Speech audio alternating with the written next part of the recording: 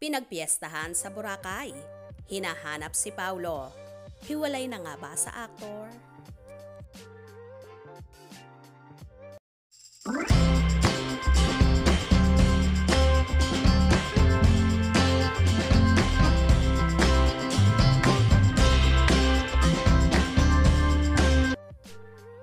Ang bongga talaga ni Janine Gutierrez ha?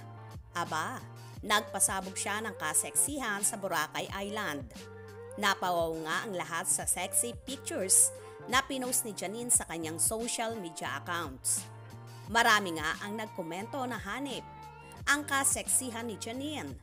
Siyempre, ang ganda-ganda rin ng panganay na anak ni Lotlot de Leon at Ramon Christopher Gutierrez. Samantala, may ilang marites naman ang nagsabing bakit hindi kasama ni Janine ang nachichikang boyfriend niya na si Paulo Avellino.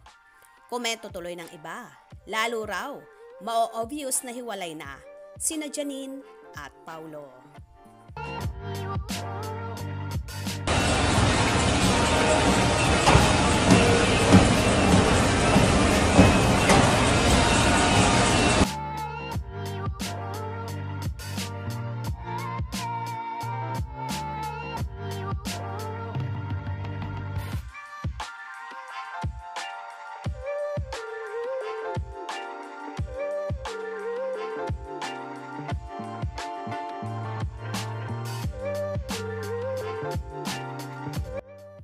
Umarangkada naman ang mga Marites at Marisol na walang gawain kundi gawa ng issue sina Janine at Paulo.